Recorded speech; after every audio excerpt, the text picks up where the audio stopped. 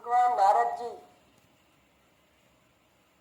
જેના અવતારની થોડી વાતનું સ્મરણ કર્યું સવારે. એવા એ હરિગુણમાં નિત્ય નિરત સર્વત્ર વિચરણ કરી રહ્યા છે. ત્યારે સરસ્વતી નદીના તટે ખૂબ જ ખિન્ન મનથી ભગવાન વ્યાસ બાદરાયણ બેઠા છે. ભગવાન વ્યાસજી માટે અનેક વાર આપણે જોઈ લીધું એમ આ એ જ ભગવાન વેદ વ્યાસજી જેઓએ વેદને 4 ભાગમાં વિભાજિત કર્યા. એ જ વ્યાસ ભગવાન જેઓએ મહાભારતના 1,00,000 શ્લોક ગ્રથિત કર્યા, સુગ્રથિત કર્યા અને મધ્ય મહાભારતમ એવા સમાધિસ્થ થઈને ભગવદ્ ગીતાના શ્લોકની રચના કરી. જે બ્રહ્મસૂત્ર રૂપી સર્વ શાસ્ત્રના તાત્પર્ય રૂપ સૂત્રો રચ્યા.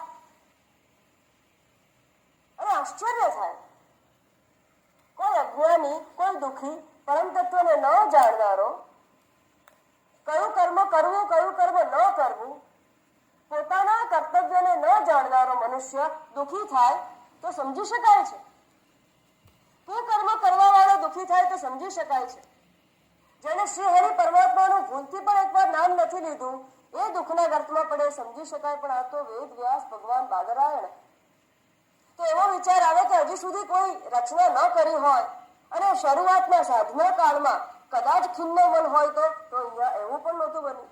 4 વેદોનું વિભાજન થઈ ગયું હતું, મહાભારતની રચના થઈ ગઈ હતી. તે છતાં પણ ખિન્ન મન હતું, ઉદાસ હતા અને તેઓ વિચાર કરી રહ્યા હતા. તેઓ જે વિચાર કરી રહ્યા હતા એમના જ શબ્દોમાં આપણે સાંભળીએ. કારણ કે બુદ્ધિની પરીક્ષા થઈ જાય છે અને આશ્ચર્ય પણ થાય છે કે વેદ વ્યાસજીની ખિન્નતાનું કારણ શું હોઈ શકે. શું આપણે મનમાં વિચારી શકીએ છીએ કે કઈ બાબતે ખિન્ન થયા હશે?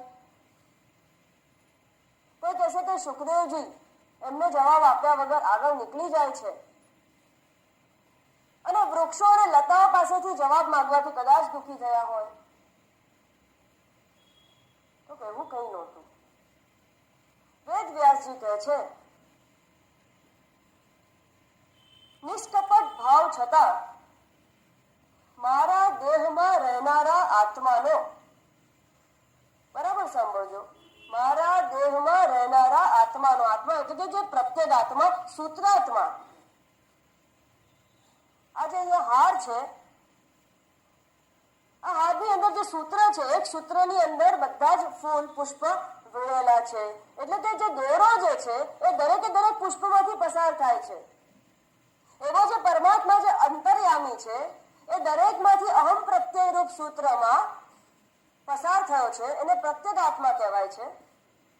એટલે કે મારા આત્માનો પરમાત્મા સાથે યોગ નહીં થયો હોય એવું લાગે છે. લાગે છે ને પરમ આશ્ચર્યની વાત. માટે એમના શબ્દોમાં શ્રવણ કર્યું. મારા હૃદયમાં રહેલા આત્માનો પરમાત્મા સાથે યોગ ન થયો હોય એવું લાગે છે. આ કોણ કહે છે? આટલી બધી રચના કરનાર. મહદ આશ્ચર્યની વાત લાગે છે.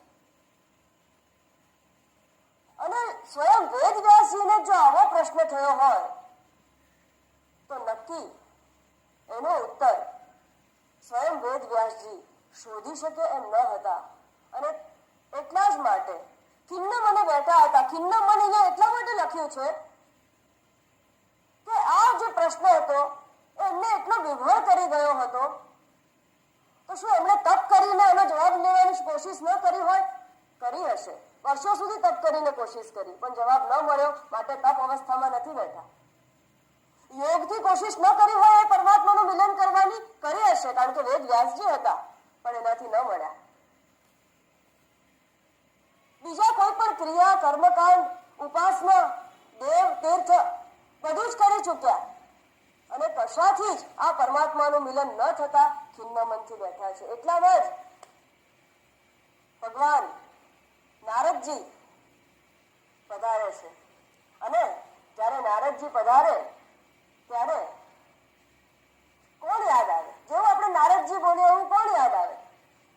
બસ નારાયણ યાદ આવે, પુરંદર યાદ આવે, વિઠ્ઠલ યાદ આવે. હરિ અને એ વિઠ્ઠલ એ નારાયણ, જે કંઈ પણ એ વિઠ્ઠલ કે નારાયણ એનું સ્મરણ કરે એ તત્ક્ષણ માટે એ નારદજીનો એમાં પ્રાયઃ પ્રવેશ થઈ જતો હોય છે. એવા ભગવાન નારાયણ પોતાની વીણા લઈને, સપ્ત સૂરવાળી વીણા લઈને જે બ્રહ્માજી પાસેથી એમને મળી હતી એ વીણાથી પરમાત્માનું ખૂબ સુંદર ગાન કરે છે. પરમાત્માનું સંકીર્તન કરીએ. નારદ ભગવાન જેવું નારાયણનું સ્મરણ કરે છે, વ્યાસ ભગવાનને શું પરિચય થાય છે, શું અવસ્થા વ્યાસ ભગવાનની થાય છે, એનો અનુભવ આપણે સર્વ પણ અહીંયા બેસીને